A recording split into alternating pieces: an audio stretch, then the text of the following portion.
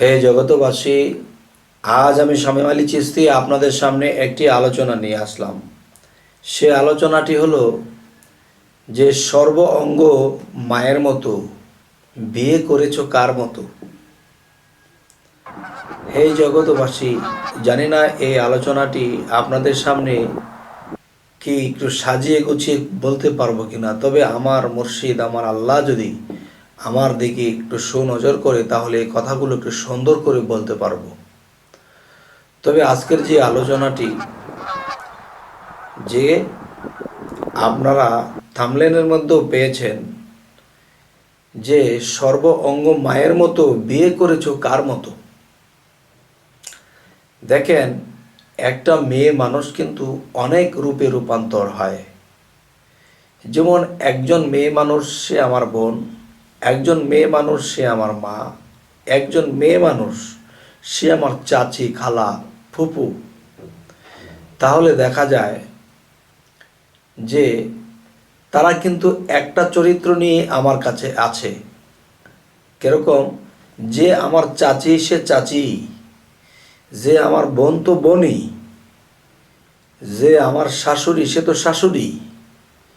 তাহলে জনপ্রতি একটা করে চরিত্র আমার কাছে হয়ে গেছে। চাচিকে কখনো নিজের স্ত্রী রূপে দেখা যাবে না, বোনকে কখনো স্ত্রী রূপে দেখা যাবে না, নিজের মেয়েকে কখনো ওরকম রূপে দেখা যাবে না।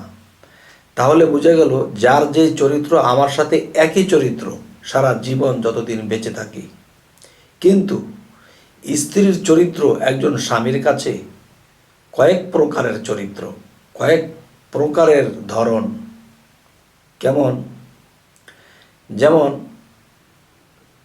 আমার স্ত্রী যখন আমাকে ভাত বেড়ে দিয়েছে, আমি খাওয়া দাওয়া করতেছি এবং তিনি বাতাস করতেছে, আমি খাইতেছি, তখন আমার স্ত্রী তখন ওই সময়ে স্ত্রীর রূপ নয়, তখন তার রূপটা হলো মায়ের রূপ। মা যেরকম সন্তানকে বাতাস করে খাওয়াইতেছে, তখন সেখানে স্ত্রী রূপে তাকে দেখা যাবে না। যে একজন মা একজন সন্তানকে যখন খাওয়ায় তখন সেই ধ্যান খেয়াল রাখতে হবে। আচ্ছা, এ হলো নিজের স্ত্রী একটি মায়ের রূপ নিয়ে নিল। এরপরে আসি, যখন যে দেখা যায় কাপড় চোপড় ধুইতেছে, ঘর পরিষ্কার করতেছে, বা বিভিন্ন কাজে কামে আছে, বা নাস্তা বানাইতেছে, যে কোনো একটা কাজে যখন সে থাকে, তখন দেখা যায় একটা কথা আমি বলে থাকি যে এই পৃথিবীতে সমস্ত নারীকে যদি কেউ মায়ের রূপে দেখে, নিজের স্ত্রী ব্যতীত সমস্ত নারী জাতিকে যখন মায়ের রূপে দেখবে, তখন তার কখনোই এইদিকে কুদৃষ্টি যাবে না, যেহেতু মায়ের দিকে কখনো কুদৃষ্টি করা যায় না।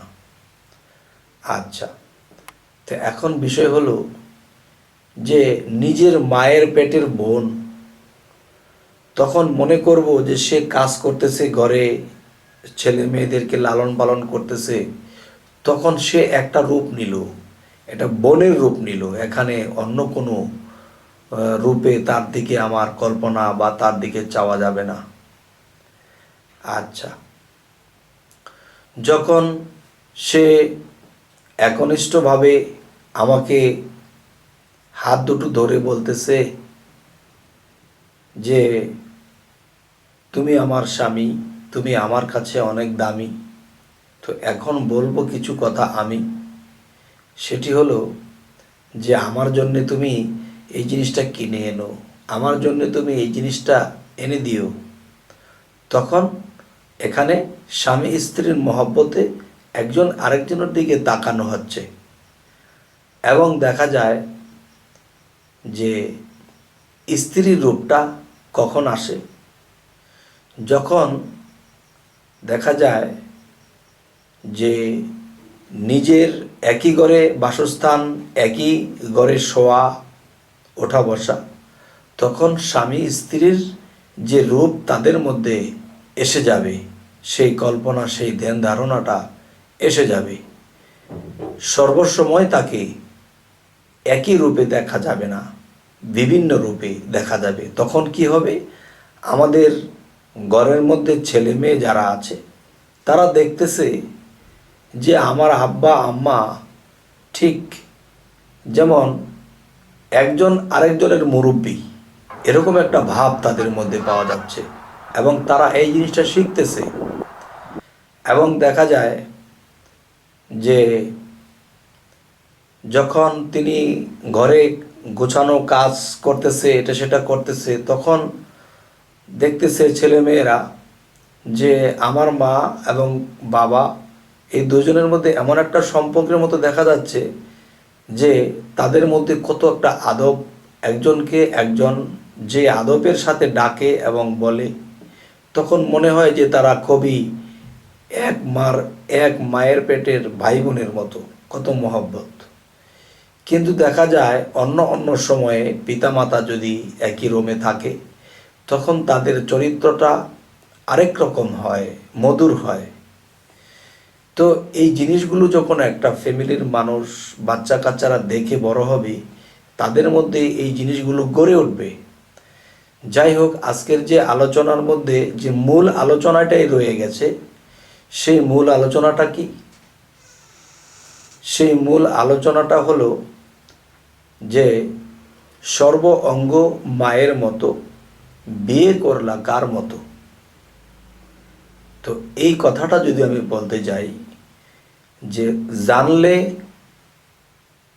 কথাটা সামান্য, আর না জানলে অনেক কিছু। দেখবেন এই পৃথিবীতে যত নারী জাতি আছে, কারোর সাথে কারোর চেহারার মিল নেই, কারোর সাথে কথার মিল নেই, ভাষার মিল নেই, পছন্দের মিল নেই, কণ্ঠস্বরের মিল নেই, সম্পূর্ণই আলাদা আলাদা। তাহলে বিয়ে করলা কার মতো? সর্ব অঙ্গই তো মায়ের মতো।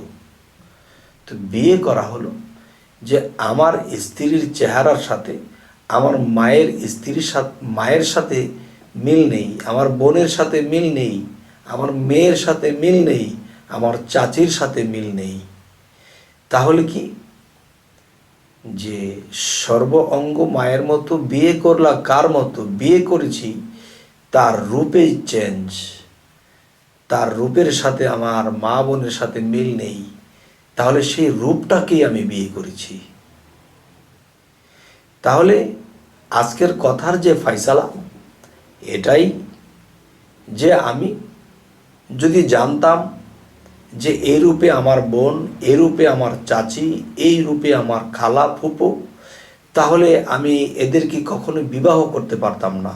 তাহলে বিবাহ যখন করেছি তখন দেখেছি যে তার চেহারার সাথে কারো চেহারার মিল নেই, তাহলে তিনি তিনির মতো, আমার স্ত্রী স্ত্রীর মতো, তার সাথে কারো মিল নেই। তাহলে বোঝা গেল কি, যে আমি সর্ব অঙ্গের মধ্যে আমার স্ত্রীর চেহারার সাথে কারো চেহারার মিল পাইনি। তবে এই কথাটা বেশিরভাগ লোকেই জানে। তারপরেও আমি এই আলোচনাটি এজন্যই করলাম যে বেশিরভাগ লোকে জানলেও কমের ভাগ লোকে হয়তো জানে না। তাই অন্য অন্য আলাপগুলো করার উদ্দেশ্য একটু মেশাল দিয়ে আসলাম এবং শেষে আপনাদের কাছে এই কথাটি আমি ভেঙে বললাম। তবে হে জগতবাসী, আজকের এই আলোচনা আপনাদের কাছে কেমন লাগলো তো অবশ্যই কমেন্টে জানাবেন, এবং যদি আপনাদের এই আলোচনা ভালো লাগে তো আমাদেরকে জানাবেন, আমরা আরও নিত্য নতুন কিছু আলোচনা যেন আপনাদের কাছে উপহার করতে পারি। তবে আজ এ বলেই রাখবো, সকলেই ভালো থাকবেন। আল্লাহ হাফিজ।